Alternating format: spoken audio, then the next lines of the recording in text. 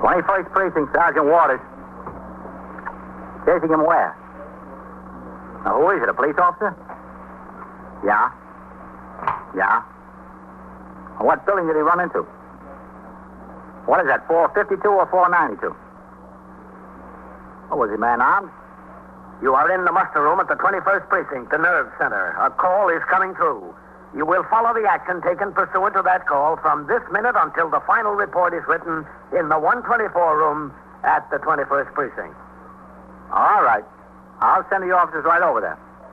No, you just stand there in front of the building. Show them where to go. Okay? Yeah. Thanks. 21st Precinct. It's just lines on a map of the city of New York. Most of the 173,000 people wedged into the 9/10 of a square mile between Fifth Avenue and the East River wouldn't know if you asked them that they lived or worked in the 21st. Whether they know it or not, the security of their homes, their persons, and their property is the job of the men of the 21st Precinct. The 21st, 160 patrolmen, 11 sergeants, and 4 lieutenants, of whom I'm the boss. My name is Kennelly, Frank Kennelly. I'm captain in command of the 21st. I was working my night tour, 4 p.m. to 8 a.m. The weather had turned exceedingly cold, and consequently it had been a quiet night in the precinct. Cold weather, like rain, keeps the troublemakers off the streets. After my meal, I had gone out on patrol of the precinct in sector car number 2 with Patrolman William Coley as operator, and I remained away from the station house until nearly 10 p.m., inspecting various conditions in the precinct and responding to several radio calls along with the sector cars and the sergeant. At 9:50, a call came over the air to ring into the station house. I instructed Patrolman Coley to stop at the nearest call box. Lieutenant Gorman, the desk officer, informed me that Lieutenant Matt King, commander of the 21st Detective Squad, wanted to see me as soon as possible on an urgent matter. I told the desk officer to inform Lieutenant King that I was on my way in. I instructed Patrolman Coley to drive to the station house, where, after stopping at the desk to sign the blotter, I walked through the back room, up the stairs to the second floor, and into the office of the 21st Detective Squad.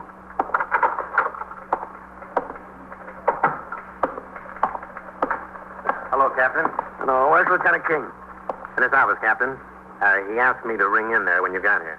Okay. Who's with him? Fitzpatrick, Captain, and a suspect. Sergeant, would you ring Lieutenant King's line? Yeah, thank you. What's doing tonight, Pete? Oh, nothing too much, Captain. It's been pretty quiet. Battalion, Lieutenant. Captain Kennelly's out here. Okay. Yes, sir. He's coming right out, Captain. All right. 3 guys were in here within an hour. Every one of them had his overcoat stolen. That's a sure sign of winter, Pete. Yes, sir. It's better than the calendar. Well, I'm glad you come in, Captain. It's all right, Matt. What have you got? You come over here a minute? Yeah. Fitz brought a boy in here. The boy's got a pretty wild story. About what, man? About a cop taking $700 off him. Yeah? Where? On Lexington Avenue. Well, can he identify the cop? He says he can. He'll be on at 8 o'clock. Who's it supposed to be? He just says he can identify him. He doesn't know who it is. Okay. Who is this boy, man? His name's Augie Bookham. Yeah? He's been pushing narcotics up there as long as we know him. He's done 2 bits on it. Fitz spotted him on the street and went over to talk to him. He lit out. Fitz chased him into a building and collared him on the roof. Well, how does a cop taking $700 off him figure into it? Maybe you ought to hear that from Augie. I'd like to. You think he's giving you a straight story, man? I don't know, Captain. Batali. Yes, sir. Hold up my calls for a while. Yes, sir. Go ahead, Captain. Oh, Fitz. Captain? Captain, this is Augie Bookham, Captain Kennelly, commanding officer of the precinct. Glad to know you, Captain. You told these detectives a cop took $700 off you? Is that right? I wouldn't have told him if it wasn't. When was it? Tonight, about 8:30. Just a little while before he jumped me, Mr. Fitzpatrick. Where? Right up there, near there. He said he was standing under the marquee of that old picture house there, Captain. I was waiting to meet a fella. The car drove up, and the cop got out to talk to him. The police officer was all alone? Yeah, all alone. By himself. And he was in a car? Yeah, squad car, you know. Do you know who this police officer is? Well, I don't know his name. I've seen him around the neighborhood. He's been around a long time. Was he in uniform? Yeah, he's in uniform. What kind of car was it? Regular police car, I told you that. What did it say on the side of the car? What do you mean? What was written there? Oh, 2-1 Precinct. I saw that, 2-1 Precinct. All the men in cars ride with partners. Where was the other police officer? Listen, don't ask me. There was only the one. How come he stopped to talk to you? Were you causing a disturbance there? No, I was just standing there waiting for this friend of mine. Well, then how come he stopped? Listen, I'm the kind of a guy when a cop sees me, he stops to talk to me. Ain't that right? Ask Mr. Fitzpatrick here. I got a natural attraction for cops. All right.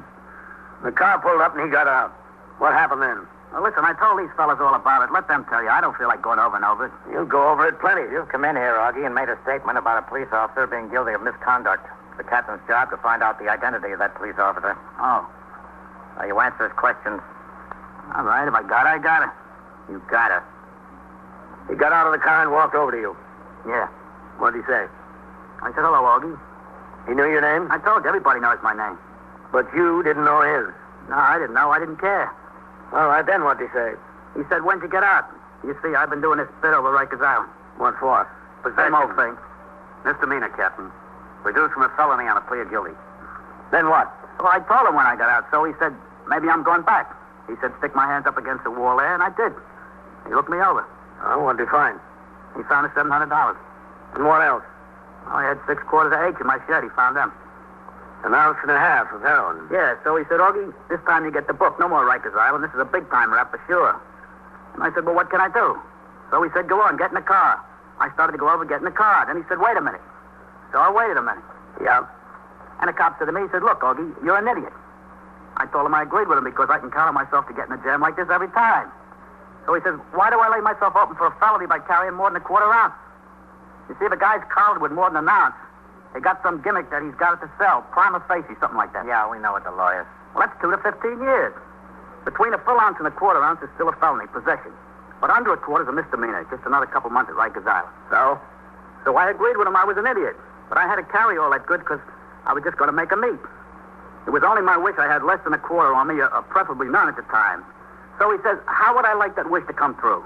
I said, what do you mean? Then he said, supposing we only take a quarter into the station house. I was beginning to get the idea. I said, how could that be arranged? So he wondered, wouldn't I like to trade the 700 for about 7 years? Yeah. Well, that didn't seem like too bad a trade to me. So he took 5 of the quarters and threw them in a pile of junk there. Then he took the other quarter and the 7 bills and put them in his pocket. And he said, come on. So we walked over to the car. Why didn't he bring you in? Oh, wait, I'm coming to that. We walked over to the car. He opened up the door. He was thinking, I guess, when we walked over there. He had the 7 bills. He didn't need me. So he put his foot up in the car. He said to me with a wink like, he said, Augie, I got to tie my shoe. When I got my back turned, don't you go walking away. Well, the way he said it, I figured that was just what he wanted me to do. Well, Rikers Island is better than 2 to 15, but nothing is better yet than Rikers Island. And so by the time he got through tying his shoe, I was halfway down the block already. Then what did you do? Well, I stood in the door down the block there till I saw him get in the car and take off. So I figure I'm out 7 bills, but I'm off cheap. The 5 quarters was still laying there on a pile of junk where he threw it, under the old movie house there. So I walked back to get it. Why shouldn't I? I just picked it up. I'm heading back out, and somebody hollers, Augie. I looked around. It's him, Mr. Fitzpatrick. There I was with 5 quarters on me and not another cent to make a trade. So what was I going to do? I lit out, him after me. Ain't that right? I took out RCRT, yeah. How far did you chase him, Fitz? Around the corner, Captain, I saw him duck into this tenement building. Started up the stairs and went all the way to the roof. I'd have been all right, too, except I didn't know the building. There was this big iron railing on the roof, so I couldn't jump the next roof. Did you still have the evidence on him when you collared him? Yes, sir. Now, that's the shame of it. I was so worried about getting away, I forgot all about it. I was carrying a load. What did he say to you when you collared him? He wanted to know why we couldn't leave him alone. I told him if he'd stop pushing H, we'd leave him alone. Did he mention the $700 then? No, sir. Not until I was on the way back to the station house with him. What did he say? He said he'd take care of me if he had the money, but he didn't have the money just then. And he got high and mighty, so I told him about the other cop. What time was it that you collared him, Fitz? About 10 minutes after 9, Captain. And then it would have been approximately between 8:45 and 9 o'clock that he met the officer under the theater marquee. Yes, sir, approximately. Would you say that's right, Augie? About right, yeah, approximately. Augie, would you be able to recognize this officer that took the $700 on you? Any place in the world. Fitz? Yes, sir. Take him outside, Fitz. Get it down on paper. Again? Yeah, again. Yeah, all right. Come on, Augie. Listen, hey, what's all this going to get me?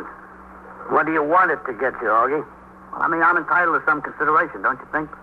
You were collared with 1.5 ounces of heroin in your possession. You know what that'll get you.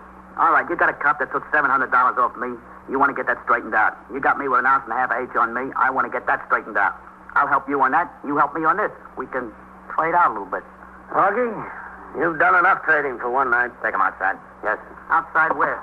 Come on, Augie. Come on, let's go. I'm going. Yeah, looks like a rough one, Captain. Yep. I don't know. He tells a pretty straight story. With these bums, you can't believe a word they say. Don't kid yourself, Matt. He was pretty convincing. Oh, can I use this? Yes, sir. 21st Precinct, Sergeant Waters. This is Captain Kennelly, Sergeant. Yes, sir. How long have you been on TS duty? Since 8 o'clock, Captain. Have you taken your meal? Yes, sir. 7-8. All right. Tell Lieutenant Gorman to get a man to relieve you on the switchboard. Yes, sir. Then bring the radio log and the telephone switchboard record up to Lieutenant King's office. Right away, Captain? Yes, right away. Okay, Captain. Has he got any idea who it might be, Captain? We will have, Matt. As soon as we find out who it couldn't have been.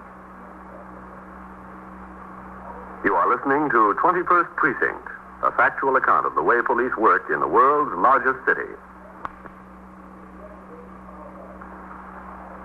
Now back to 21st Precinct and Captain Kennelly. Allegations of misconduct by members of the force are handled according to established procedure.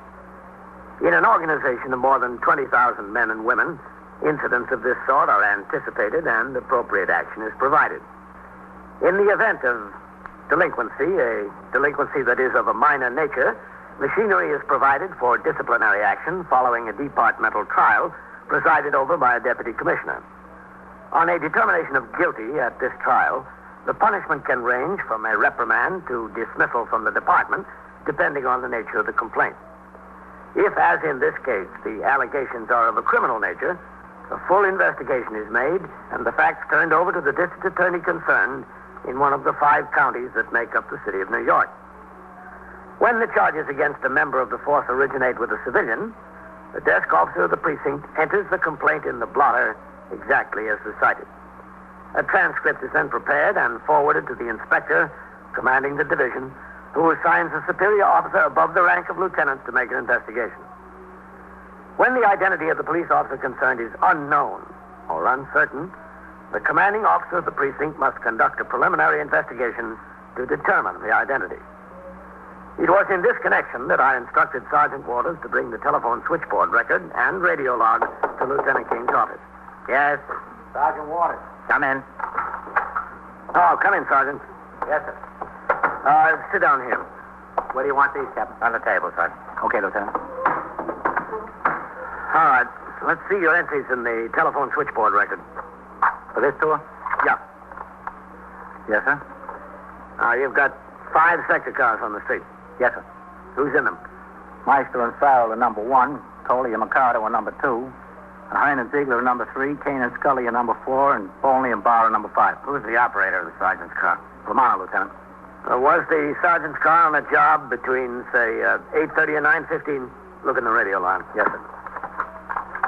Yes, sir. They were down at Bellevue on an 8 case. An auto accident on First Avenue. Child injured.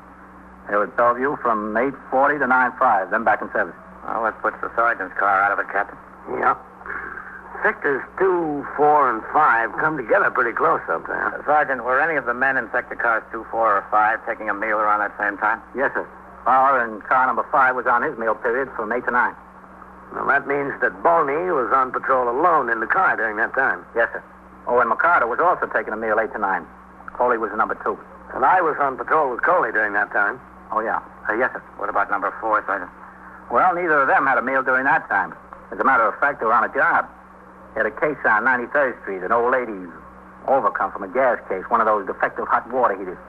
Well, that kept them pretty well tied up until about 9:15. Yes, I was over there for a while. I saw them. Sergeant, you had these 2 jobs, the gas case and the child injured. You didn't instruct any of the other cars to move up into that territory during that time? No, sir. We were adequately covered up there. Let's see that telephone record, Sergeant. Yes, sir.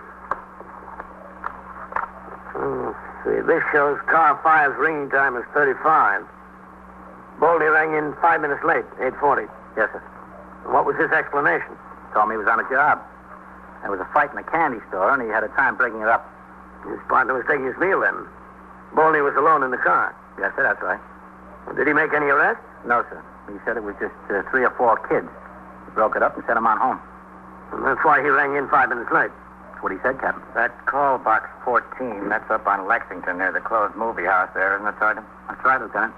This fight, did you get a call on that job, Sergeant? No, sir. Well, it wasn't broadcast. Doesn't show in the radio log. Oh, Bolney told me he was riding by and someone flagged him down. What candy store was it, did he say? Yes, sir. He mentioned it was Mrs. Protea's up there on 98th Street. You know the one, Captain. Yes, I know it. Okay, get back on the job, Sergeant. Yes, sir. Oh, should I take these with me, Captain? Yeah, take him along. Thank you, Captain. Okay.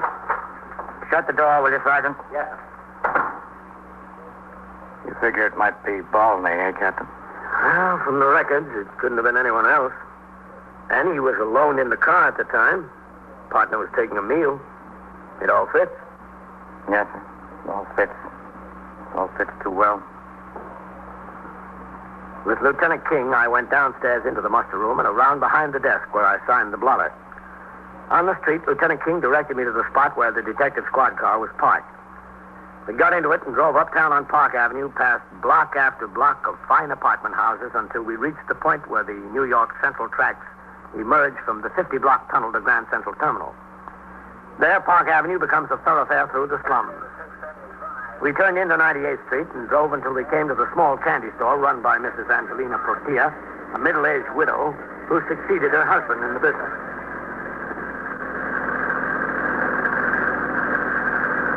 Yeah, she's still open, Captain. Good. You want to talk to her? Or should I? Oh, I'll talk to her. Okay. What about Balney? Any previous complaints against him? No, nothing of any kind. No, that's good. He's alone in there. No.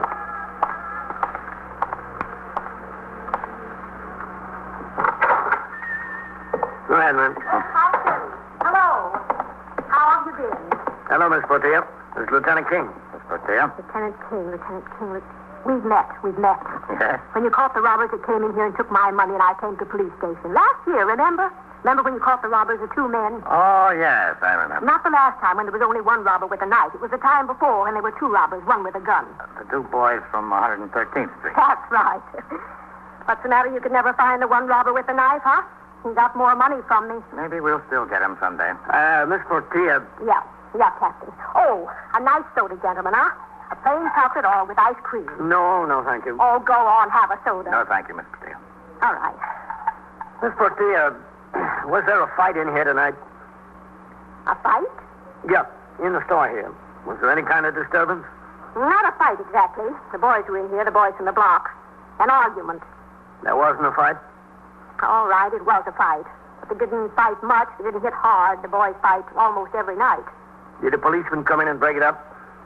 A policeman? Yeah, was there a policeman in here tonight? No policeman came in here. Excuse me, the telephone. You sure? I'm positive. Hello? Who? Oh, he don't live here. This is the candy store. He lives upstairs next door. What? Yeah, you sure? I'll tell him. What? Well, wait a minute. I've got to write it down. Academy 2. What? Academy 2, 3098. I've got it. Who? Jose. All right, I'll tell him. Very important. I won't forget. Goodbye. Goodbye. Telephone numbers. I've got to take. All I've got to do. Telephone numbers. No, let me get this straight, Miss Protea. You said that no policeman came into the store tonight. That's right. No policeman came into the store. Now, what about the fight? In here, it was no fight. Didn't get to be a fight until it was out on the sidewalk. Was there a policeman there? Yeah, sure. Who do you think stopped the fight? They would have been dead, those boys. Well, the fight started in here. In here, it wasn't a fight yet. It was still an argument. It was between Phil and Ricardo, only this little Fernando butted in. Fernando was always turning an argument into a fight. A big fight. I said, boys, not in the store. So they went out on the sidewalk, and they hit and they poked. Well, they were killing each other, with little Fernando right in the middle. I was out there. I tried to stop them. The man from next door tried to stop them. Nobody could stop until the policeman came. How did he come? In a car. I saw the car come down the street. I got out in the middle and yelled and screamed. He stopped the car, and he got out. He stopped the fight. Was he all alone? You mean any other cops? Yeah, well then. No, himself. That's all. Just himself. How long did he stay here? Oh, a long time. Bill and Ricardo, as soon as he said stop, they stopped. But this little Fernando, he wanted to fight. He wanted to fight Phil. He wanted to fight Ricardo. He wanted to fight with everybody. Was the officer here 15 minutes, would you say? More. He had to first get Phil to go home, and then Ricardo. Fernando, he didn't want to go home. Policeman had to stand there with him and talk to him. 15 years old, and he wants to fight like a bull. So little like this, and all he wants to do is to punch and fight and hit. He was here about 20 minutes, you'd say? The policeman or Fernando? The policeman. At least 20 minutes. You remember what time this was, Miss Portia? Oh, tonight. It was tonight. Yes, but do you happen to remember exactly what time? Exactly what time? Now, let me see. Oh, the news in the Mirror weren't up yet. What time did the papers get here? 9:15. 9 o'clock usually, sometimes in between. Oh, when the boys came in, I was listening to the radio to that, Mr. and Mrs. North. You know who I mean, Pam and her husband. What time is that program on? It's 8 to 8:30, Captain. Yeah, 8 to 8:30 is right. And the fight started, and they ran outside, and I ran outside. And I didn't get to hear who killed the lady of the program. Did you hear? Do you know? No, I didn't hear it. Were you out on the sidewalk until the policeman left? Then he left. Everybody left. I came inside the store, and Arthur Godfrey was on already. You know, with the contestants, I missed the first contestant. Beginning of the first contestant. I heard the last of him. Oh, and that must have been about 25 minutes to 9? About. You know this policeman that was here? Not here. On the sidewalk, outside. Yeah. Do you know him? To say hello, not his name. Okay, Matt. Sure, Captain. I don't think we need anything else. Thanks a lot, Miss Portia. You were a lot of help. Are you sure no soda? Positive, thanks. Bye. You keep your eye on that little Fernando, huh? We will, Miss Portia. Well, you better. So long. Bye, Miss Portia. Goodbye. Well, Captain, it just about puts everybody in the clear. Yeah, sure does. You got a match? Yes, sure. You know what I think, Matt? Here you go. Thanks. I think Augie was telling one great big lie from beginning to end. Well, there's no doubt about that, Captain. I'd just like to know why. What do you say we go and find out? We walked to the car, got in, and drove back to the station house. I stopped at the desk to sign the blotter, and Lieutenant King went on upstairs to the 21st Detective Squad, where Detective Fitzpatrick had Augie Bookham in custody. At the desk, Lieutenant Gorman told me that things were quiet in the precinct, and I walked through the back room, up the stairs, and into the Detective Squad office. Did Lieutenant King go into his office, Steve? Yes, sir. He and Fitzpatrick, and that suspect. Okay, thanks. Yes, sir.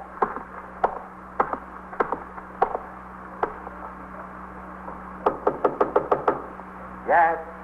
Captain Kennelly. Come in, Captain. Hello, Fitz. Captain, Augie's got a one-track mind. He still says the cop took $700 off him. Isn't that what you say, Augie? What's the truth? The honest-to-goodness truth. Now, look, Augie. You came in here with a wild story. We wasted an awful lot of time looking into it. There are 5 cars in this precinct. At the time you said you talked to that cop, every one of them was on a job or otherwise occupied. It's all a matter of record, black and white. Now, how about telling us the truth? You guys just want to protect this cop, that's all. I don't want to protect anyone, Augie. But I'm telling you that I'm not going to stand for a bum like you coming in here and giving us some line of bull about something that never happened, that he dreamed up. I wasted a lot of time on this, Augie. I want the truth right now. How about it? Okay, you want the truth. I'll give you the truth. That's what we want. Nobody took any 700 off. They didn't, huh? No. All right, tell me how you happened to dream it up. I was supposed I had 700. I was holding it for some guy, but I dropped it in a crap game. The tough guy's a real brute. I didn't know what I was going to tell him. So you figured the best thing to tell him was a cop took it off you? Well, that'd be reasonable for him to believe, wouldn't it? I don't know, would it? Yeah, he'd believe that. See, he got collared yesterday. He's down the tombs now. I was supposed to take the 700 to a bondsman to make his bail. He's laying down there in the tombs getting madder and madder. What do you think he's going to do to me when I show up in the same jail? He's going to get the 700 out of my jaw, one tooth at a time. I got to have a reasonable story for him. Yeah, sure. And almost ruin an officer's life. Well, I'm sorry about that. Augie, you've got a heart of gold. That's my big trouble, you know. But not your only trouble. You're telling me I'm up to here with troubles. I'm sorry. What more can I say? Nothing, Augie. I think you said just about enough for one night.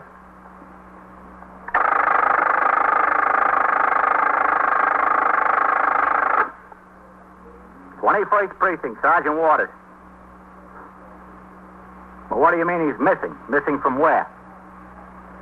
Yeah. Yeah. Well, how old is he? 12 years or 12 months? Well, is that the residence there? What apartment number? What? All right, take it easy. Talk into the phone. All right. I'll send the officers right over there. And so it goes. Around the clock, through the week, every day, every year. A police precinct in the city of New York is a flesh and blood merry-go-round.